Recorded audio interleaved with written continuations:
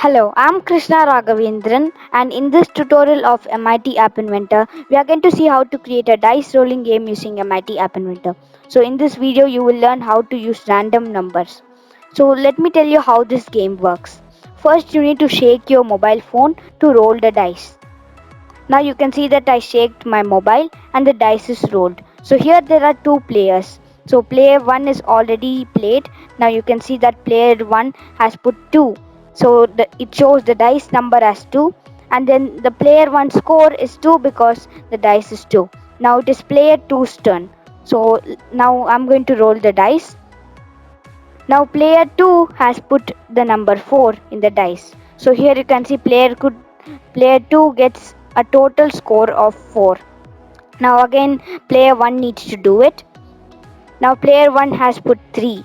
So now player 1's score is the total score of player 1 is 5. Now again it's player 2's turn. Now it is player 1's turn. So whoever reaches 25 first is the winner. Now you can see that the player 1 score is 24 and player 2 score is 18. Now let's see who's going to go to 25. Now it is player 2's turn. Now player 2 is also 24. Now player 1, and now you can see that player 1 put 6 and it became 30. So the winner is player 1 and it shows congrats with this cup. This game is very easy to create, so make sure you watch this video till the end to create the game. If you are new to my channel is all about creating your own mobile apps free and easily using a tool called MIT App Inventor, which is block-based coding and easy. So if you want to create fantastic mobile apps, start now by clicking the red subscribe button and the bell icon. So first we are going to put the title of the game. So let me just bring in the label and let me change the text of this to be dice rolling game. Now I'm going to make the font to be bold and let me increase the font size of this to be 30 like this. Now I'm going to bring this to be at the middle of screen 1. So change align horizontal to be center like this so that this label comes to the middle of the screen.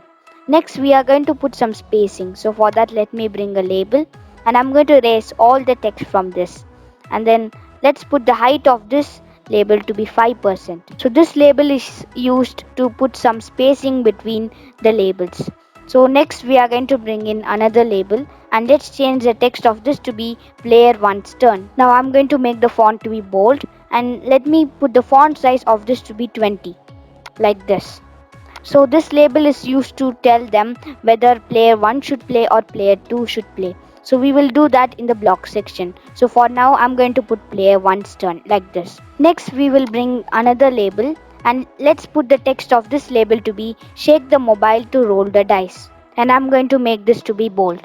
Next, let's bring in the image component. So here we are going to upload the images of the dice. Now you need to download these images. I'm going to give a link in the description below where you can download all the 6 sides of a dice. So here you can see 1, 2, 3, 4 and 5 and 6. Also make sure that they are named 1, 2, 3, 4 and 5 and 6 or else the app will not work.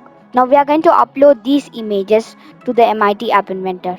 Now back in MIT App Inventor, let's upload all the 6 images of a dice.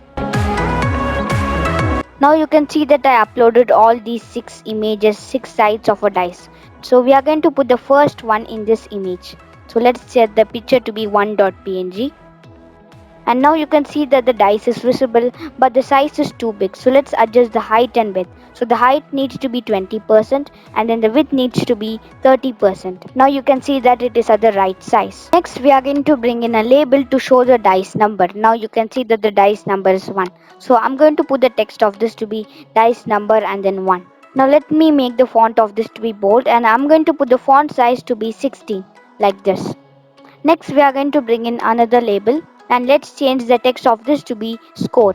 I'm going to make the font to be bold and let's put the font size of this to be 25 like this. Now we are going to separate this player 1's turn and then the dice and the score section. So for that let's bring in a label in between the dice number label and then the score label. Here we are going to put the text to be like this. So both of these are separated like you can see here. Next we are going to bring in another label and here we are going to put player 1 score and we will put 0. Now I'm going to put the font size of this to be 16. Now we are going to duplicate this Ctrl C and Ctrl V, and let's change this to be player 2. So here the user can see both the player 1 and the player 2 score. Next, after the game is over, the winner needs to be visible for the user. So for that, let's go to layout, and here we are going to bring in vertical arrangement. So here let me put the height to be fill parent and the width also to be fill parent, like this, so that it occupies the screen. So next we are going to bring in a label, and I'm going to put this to be at the center. So let's change align horizontal to be center. Next, let's change the text of this label to be winner. Now I'm going to make the font to be bold, and let's increase the font size to be 25, like you can see here. Now we are going to bring in another label, and let's put the text of here. We are going to display the winner. So now we don't know who's the winner. We will do that in the block section. So for now I'm just going to put player. Now let me make the font. I'm going to put the font size of this to be 20, like this. And then next we are going to bring in an image, and here we are going to put the image of a cup. So for that I'm going to upload the picture. Again, I'm going to give the link in the description below. Now you can see that the image is visible. Let me put the height to be 15% and the width needs to be 20%. Now you can see that this is at the correct size. Now we are going to rename some of these components so that it will be easy for us to do in the block section. So first let me select this, and I'm going to rename this to be player turn label. So the same way we are going to rename the others too. Now you can see that I have renamed this to be player turn label, and then this image to be the dice, and then here you can see dice number label, and the same way for these two labels I have renamed it to be player 1 score label and player 2 score label. Also here for this label I have put the winner label because the winner will be shown here. Next, we are going to hide this vertical arrangement because we don't want the winner to be visible at the starting of the game. It needs to be visible only after the game is over. So next, we are going to go to the sensors, and let's bring in the accelerometer sensor. So this is to sense whether the user is shaking the mobile or not, so that when the user shakes the mobile, the dice will be rolled. Now let's go to the block section. So first we are going to create 5 variables.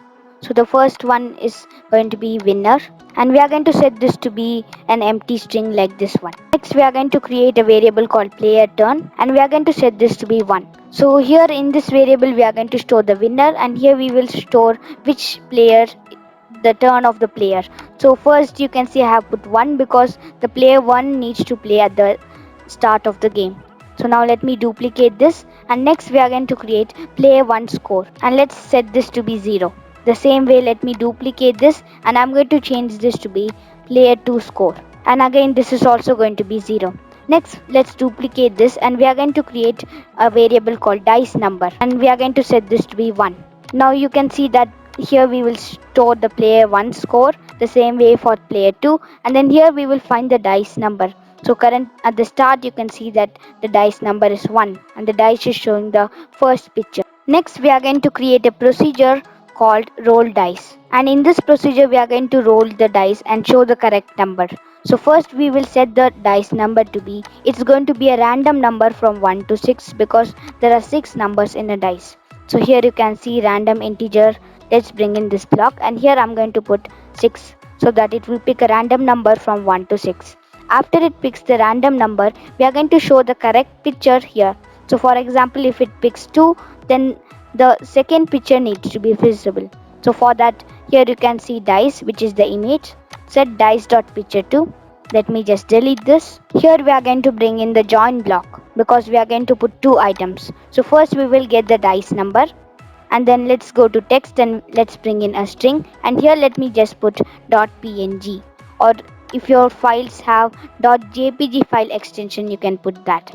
Now you can see that what will happen is if the random number which is picked is 2, then what will happen is it will join 2.png and the picture will be set to 2.png so that the second image, this one, will be visible. Next we need to show the dice number in this label. So here you can see the label name is dice number label. So here in the block section we are going to bring in set dice number label dot text 2, and we are going to set this to be, again we are going to use the join block because we need to join 2 items. and let me just bring in a string here. Here I'm going to put dice number, and next we will again get the dice number. So now what will happen if the dice number is 2, then it will show the dice number, and then make sure you put a space here, and then it will show the dice number, which can be 1 or 2 or any number from 1 to 6. Next we are going to bring in an if condition, and here we need to award the score or the points to the player. So for this, let's bring in the equal to operator, and here we are going to bring in the player turn variable. So if the player turn variable, so let me bring in this variable here. If it is equal to 1, which means that the player turn is 1 and the first player has played, then we need to award the points to the first player. So for that, we are going to, here you can see there's a variable called player 1 score. We are going to set this to be, we are going to increment this by the number of whatever they put that in the dice. So for that, let's bring in the addition operator, and here we are going to get the dice number, and we will add, let's put it here, and then we are going to get the player 1 score, and then we will add the dice number to it. So for example, if the dice number is 2, what will happen is, and if the player 1 puts the dice and the dice number is 2, then if the player 1 has the score as 4, it will become 4 plus 2 is equal to 6. So it will be 6 whenever they put the dice number to be 2. So 2 will be added here. Next, after player 1 rolls the dice and the player 1 gets the points, we need to change the player turn to be 2 so that the player 2 can play. So for that, we are going to use this variable, the player turn variable. So set player turn 2, and here I'm going to put 2 so that player 2 can play. Next, after we set this variable, the player turn variable to be 2, we need to update it in this label also, this label where it shows player 1's turn, it needs to show player 2's turn. So here let's go to the player turn variable. Here you can see the player turn label, and here we are going to set the player turn label's text to be, we are going to use the join block because we need to join 2 or more items. So let me just bring in like this, and then here we need to show the play, whoever needs to play, which is player 2. So let me just go to text, and here let me bring in the string. Here I'm going to put player. Next we will get the player turn. So let me just duplicate this, and then now we are going to add another string here in this join block. Now here in this string we are going to put like this, and then we will put turn. So for example, now you can see that the player turn is 2. So what will happen is the player turn label dot text will be, it will show player 2, and then it will show his turn. So it will show player 2's turn in this label. Next, we also need to update the player 1 score in this label so that it will be visible. The score will be visible. So let's, here in the block section, we are going to bring in the label player 1 score label, and here you can see this block set player 1 dot label text 2, and here again we are going to use the join block because we need to join 2 items like this. And then here what we are going to do is, let me just duplicate this, and here we are going to put player 1 score, and then it needs to show the player 1 score here. So for that, let me just duplicate this variable and put it here like this. Next we are going to put the else condition like this, which means that the player turn is 2. So player 2 has rolled the dice. Then if the player 2 has rolled the dice, then the points needs to go to the player 2. So for that, we are going to duplicate all of these blocks, and now we are going to change all of these to be player 2. So here you can see set player 2 dot score 2. We will get player 2, and then again here you can see we will set the player turn to be 1 this time, because if after the player 2 plays, it needs to give the turn to the player 1. Here again we are going to put player 2 score, and let me just change this label to be player 2 label, and again I'm going to change here to be player 2 like this. So all of these blocks needs to run whenever the player needs to roll the dice. So to roll the dice, the player will shake the mobile. So for that, we are going to use the accelerometer sensor. So let me bring in this block. When accelerometer sensor 1 dot shaking, which means that the user is shaking the mobile, we need to roll the dice. So for that, we are going to call this procedure where they can roll the dice. So we will just put call roll dice like this. Next, we need to find who the winner is, which player is the winner after they reach 25. So for that we are going to create another procedure, and here let's put find winner. Here we are going to put if conditions to find whether the any of these players have crossed the 25 score. So if you want, you can put the score to be 100 so that it will take much longer time, but for now I'm just going to put 25. Now in the block math blocks, let's bring in this, and here let me change this to be greater than or equal to, like this. Next we are going to bring in the player 1 score like this. We will get the player 1 score, and then here we are going to put 25. So here you can see the math blocks, let me bring in this and let me change this to be 25. So this means that if the player 1 score is greater than or equal to 25, then it means that player 1 is the winner. So we need to show it in the label like this.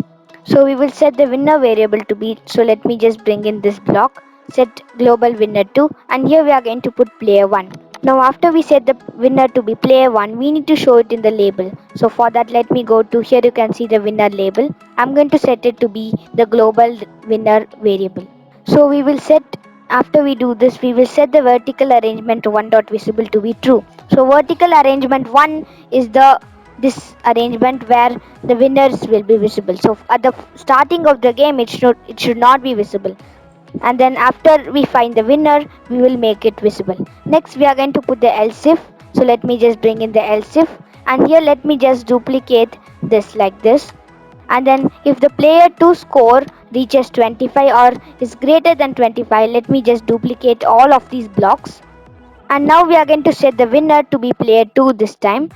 Here in the roll dice procedure, we are going to call the find winner procedure to check whether any player has won. So let me go to procedures, and I'm going to bring in this block like this, and let me change this to be find winner. So here you can see the dice rolling game. So let's test this app. So first I'm going to shake the mobile.